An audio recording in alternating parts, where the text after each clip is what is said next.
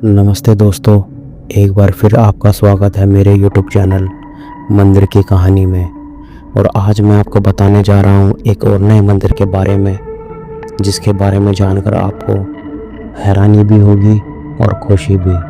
हिमालय की गोद में बसा एक मंदिर, जिसे ना समय मिटा पाया ना आपदाएं। जहाँ तक पहुँचना आसान नहीं, लेकिन जो वहाँ पहुँचता है उसकी जिंदगी बदल जाती है। आज मैं आपको सुनाऊंगा केदारनाथ की वो कहानी जिसमें है इतिहास का गहरापन, आस्था का अटूट विश्वास और चमत्कार का रहस्य। दोस्तों, कहा जाता है कि केदारनाथ वही स्थान है जहां महाभारत के युद्ध के बाद अपने पापों का प्रायश्चित करने के लिए पांडव आए थे। पांडव भगवान शिव से क्षमा मांगने हिमालय आए, लेकिन शिव उनसे रूठे हुए थे। शिव ने बैल यानी नंदी का रूप धारण किया और यहाँ की धरती में समा गए। भीम ने बैल की पूंछ पकड़ने की कोशिश की, लेकिन शिव जमीन में लुप्त हो गए।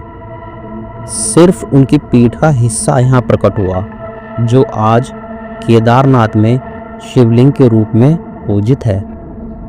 कहा जाता है कि शिव के अन्य अंग अलग अलग जगह प्रकट हुए, जिन्हें पंच केदार के नाम से जाना जाता है। इस मंदिर का निर्माण 8वीं सदी में आदि गुरु शंकराचार्य ने करवाया। यह पूरी तरह विशाल पत्थरों से बना है, बिना किसी सीमेंट के। दोस्तों, इतनी ऊंचाई पर इतनी ठंड में आज भी मंदिर में मौसम की मार झेलते हुए खड़ा है। ये जानकर बड़ा आश्चर्य होता है कि दोस्तों, इतनी ऊंचाई पर इतने ठंडे समय पर इतने ठंडे मौसम में ये मंदिर सब कुछ झेलते हुए इतनी आसानी से कैसे खड़ा है। इसकी दीवारें इतनी मजबूत हैं कि 1200 साल बाद भी उसमें दरारें नहीं आई है। दोस्तों, 16 जून 2013 को वो रात आज भी लाखों लोगों के दिल में डर के रूप में बस गई है, जब मंदाकिनी और सरस्वती नदियों में भयानक बाढ़ आई।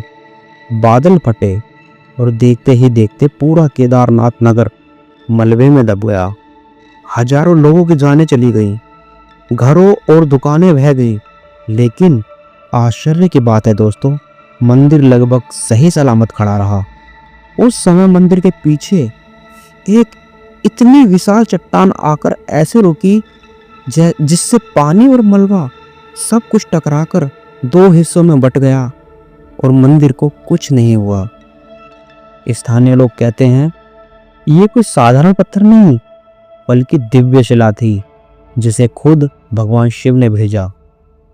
वैज्ञानिक कहते हैं ग्लेशियर से आई एक बड़ी चट्टान थी, लेकिन जो भी था, ये संयोग इतना सटीक था कि लगता है मानो किसी ने मंदिर को बचाने के लिए रास्ता रोक दिया हो। केदारनाथ मंदिर साल में 6 महीने के लिए बर्फ में दब जाता है।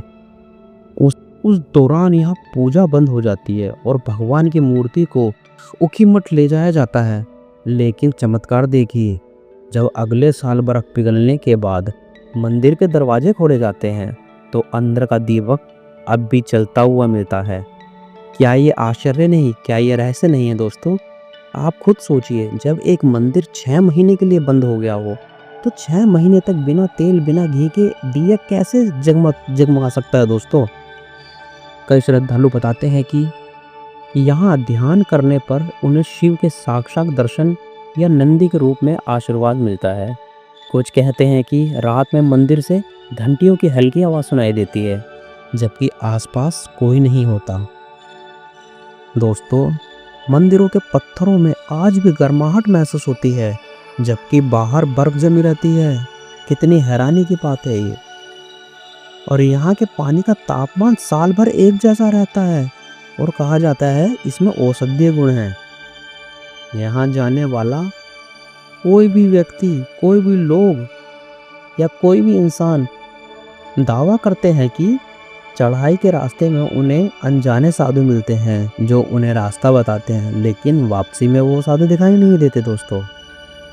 केदारनाथ एक मंदिर नहीं, ये इस बात का प्रमाण है कि आस्था कितनी भी बड़ी आपदा को पार कर सकती है, चाहे आप वैज्ञानिक व्याख्या माने या दिव्य चमत्कार। ये सच है कि यहाँ आने वाला हर व्यक्ति किसी न किसी रूप में बदल कर लौटता है, और शायद यही कारण है कि कहते हैं जब तक केदारनाथ बुलाएंगे नहीं तब तक आप आएंगे नहीं। दोस्तों, अगर आपको केदारनाथ की पूरी कहानी पसंद आई हो तो इसे लाइक करें और शेयर ज़रूर करें, और हिमालय के ऐसे ही रहस्यमय मंदिरों की कहानी सुनने के लिए चैनल को सब्सक्राइब करना मत भूलिए। अगली बार मैं आपको सुनाऊंगा तुंगनाथ की कहानी, दुनिया के सबसे ऊंचे शिव मंदिर की कहानी। तो अगर यह आप कहानी सुनना चाहेंगे तो ज़रूर इस चैनल को सब्सक्राइब करें, ताकि आपके पास सबसे पहले नोटिफिकेशन पहुँचे और आप वो कहानी आनंद लेकर सुन पाएँ। जय श्री